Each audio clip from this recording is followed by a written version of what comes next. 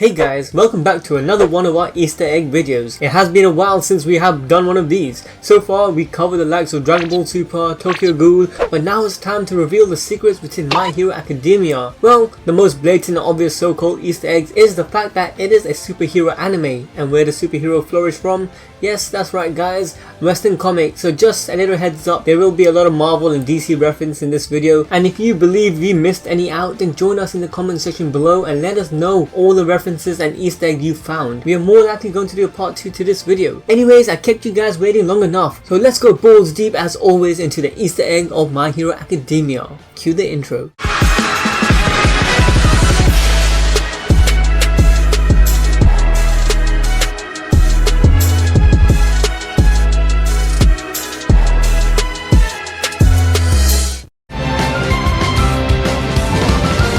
A while back, we made a video covering the idea that Midoriya is the Spider-Man of My Hero Academia. If you haven't checked it out, then damn it, go check it out after watching this video. We basically cover the idea of Spider-Man and Deku intertwining with each other's personality and their true motives in more detail. I think we can all agree that there are many similarities between both characters, but leaving those similarities aside, the overall inspiration that Western comics has had on the manga industry is incredible, and Boku no Hero Academia is one of the biggest examples, as each character portrays blatant parallel themes from the Marvel or DC universe. But here's the kicker guys, apart from all the influences on the characters, these comics are actually given its respect in this series, as Spider-Man along with Superman, Wolverine, Kamen Rider and Ultraman are shown as silhouettes in the first chapter of the manga, while the concept of superhero is being explained. Now that's a pretty cool Easter egg that Horikoshi started right off the bat.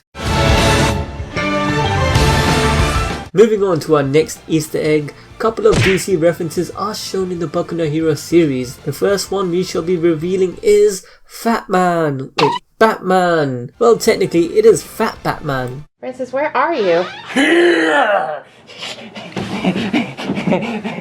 Okay, it's not really Fat Batman, but this frame of a Batman lookalike was captured during the tournament arc. As you guys can see, it's pretty obvious it's a guy wearing a Batman costume, although you can dispute it looks like Raven from Teen Titans, but yeah, let's be honest here, that looks like the 1916 version of Batman. Which we all did expect this type of Easter egg to show up sooner or later, as Kohei Horikoshi, the mangaka behind this series, has claimed in countless of interviews that his hero are inspired by the Western comics out there.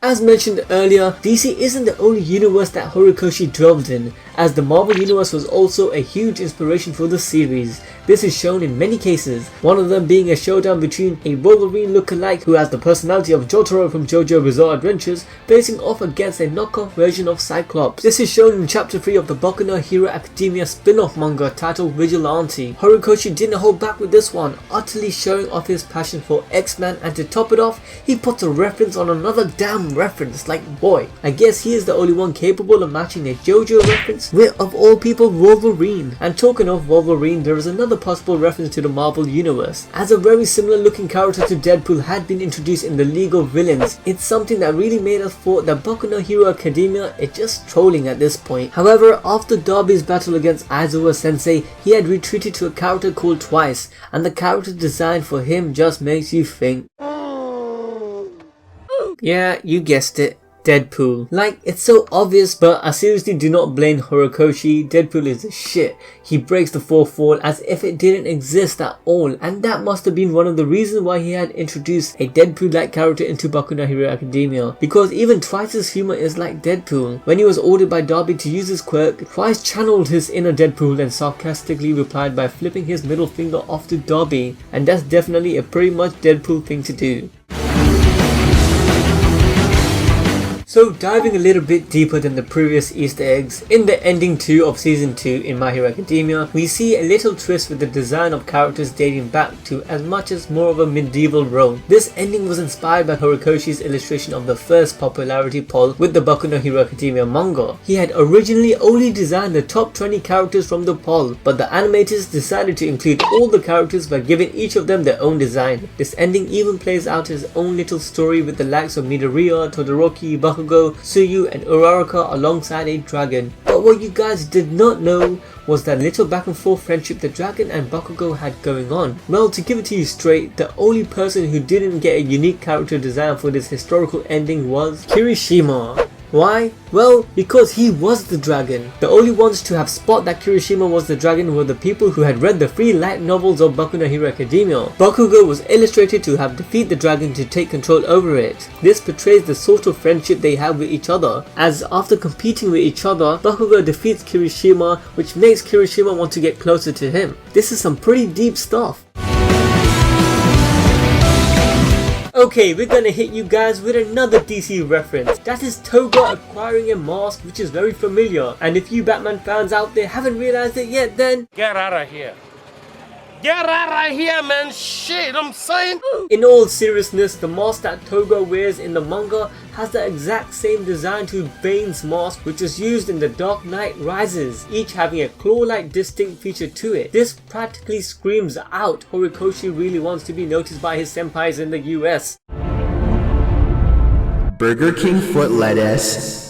The last thing you'd want in your Burger King burger is someone's foot fungus, but as it turns out, that might be what you get. And as we're talking about the mask and Batman, there is also another character who is shown in the manga known as Knuckle Duster, a vigilante who resembles Batman quite a bit, but personally I can also see a mix of Wolverine and Daredevil in this one. But let me know what you guys think in the comment section below.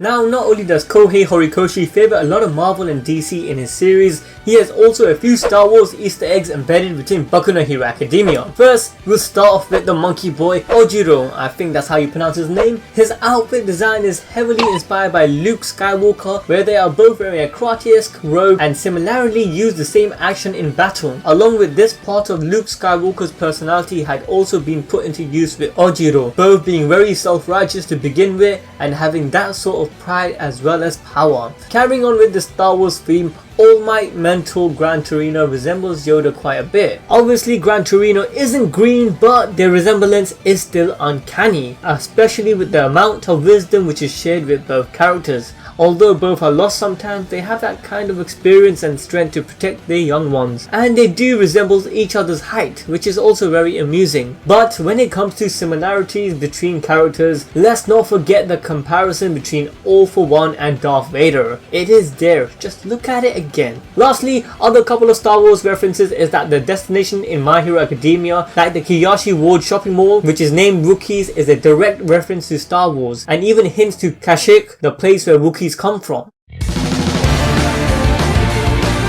When it comes to these Easter eggs, you can definitely say that Horikoshi is the master at blatant references. Usually many mangakas try to be a bit more subtle, but Horikoshi really puts himself out there. So in episode 21 season 2 of Boku no Hero Academia, there is a scene including Kirishima and Sato where they mimic the famous punches given off by Dio and Jotaro.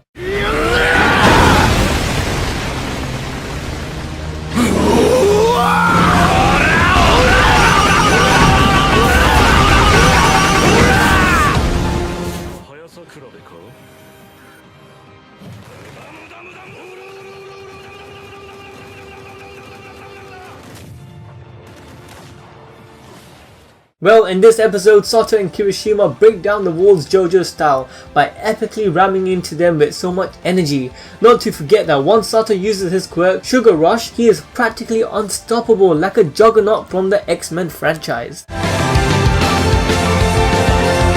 Oh my god.